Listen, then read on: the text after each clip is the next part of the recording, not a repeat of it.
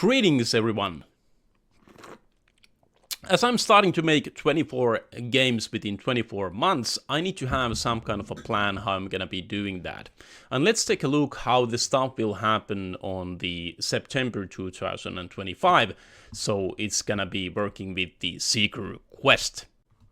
Seeker Quest has been in development for some time, and to be honest, it's been in development for way too long to my taste. And the reason for that is because it's been a project which didn't have any kind of a grand plan or design document when I started building it. The whole game started off as a family project where I just made a game for my kids to enjoy, and I kept on adding different kind of features for the game based on their request. And because my programming skills right now, or let's say when I started the project, were rather limited, it ended up becoming something very chaotic from the programming side. So because of that, the project is in a rather bad shape to be, let's say, to be built into something more bigger or concrete, because I keep on struggling with the code structure I've built so far, and that's not a good thing. The game itself is good, it's nice, and people who play it for, let's say, more than 30 minutes or 1 hour, they seem to enjoy it. But the problem with the game is the onboarding, because it takes so much time for the player to understand all the mechanics and kind of the features and stuff, and there's not much of a tutorial or onboarding in any way included. So because of that, people just don't have the patience to learn the game, and that's totally understandable, don't get me wrong. I'm not trying to argue here. But still, that is the biggest problem with the game, because there's no onboarding in the game, and that makes it very hard to get into it. I think the fun part in Seeker Quest is most definitely unlocking all the characters in the game. And that's basically happens that you go through the levels, you encounter these different kind of monsters, and when you kill them, there's a chance that they drop an egg. And if they do, you can collect that egg and you can hatch it and you may get a new playable character. And there's actually dozens and dozens of different playable characters in the game, and all of them have their different abilities and such. And I think the fun part in the game is to combine all these characters with their abilities and such, and have that ultimate team of yours to go through the levels.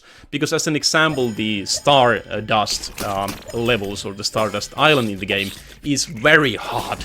And you cannot really complete that island if you don't have a good composition with your teams. So that's why I think the fun part in game is to unlock all the playable characters, but at the same time find the unique combinations with different characters and their abilities to survive with the ever-challenging levels. So next for the Seeker Quest is I'm gonna be trying and improve a little bit of the onboarding of the game. But like mentioned previously, the work amount, if I would be doing that, like let's say by the book, would take so much of my time to build it that it would take as much time for me to build the game from scratch. That's only because of the very bad code structure that the game currently has, unfortunately. So during September 2025, I will be crunching the game to the finish line. And that pretty much includes the new island, which is gonna be the Spirit Island, but also the Leer King battle, which is the final boss in the game. And also there's some missing dialogues, story dialogues I will be adding into the game as well. And also I'm gonna be reserving a little bit of time to the onboarding of the game to make some improvements for the new players to understand the game a little better. But that's pretty much what I will be doing before the 13th of September, which is the release date for Seeker Quest. Unfortunately, the Steam Autumn Sale is gonna be starting right after the 13th of September, which means that there's gonna be a lot of games on sale on Steam, which makes it a little risky for me that I won't be able to get a lot of players to see the game because of the Autumn Sale, but I still wanna carry on and start releasing games at the end of each month, and that basically means that there's gonna be risks with the autumn sales or other sales that's gonna be happening during the years.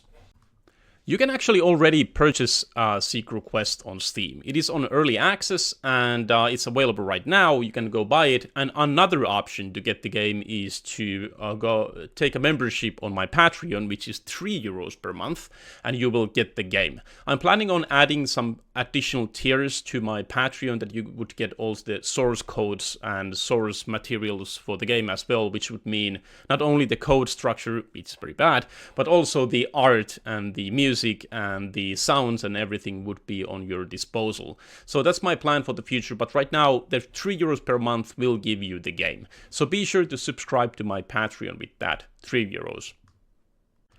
In case you want to learn more how I'm gonna be making these 24 games within 24 months, so each game each month, go and check the devlog number 1. I'm sharing there my whole grand plan, how this is gonna be happening, so be sure to check that. It's approximately 30 minutes long or something like that, but I will be sharing the whole grand plan, how this will be happening, and what games will be released and such. So check that out. But hey, thank you very much for watching this video. I hope you enjoyed this, and be sure to mark your calendar for the 13th of September, because that's gonna be the release date for the Seeker Quest. Hope to see you there on the live stream when it goes live. Cheers, thank you, and bye bye.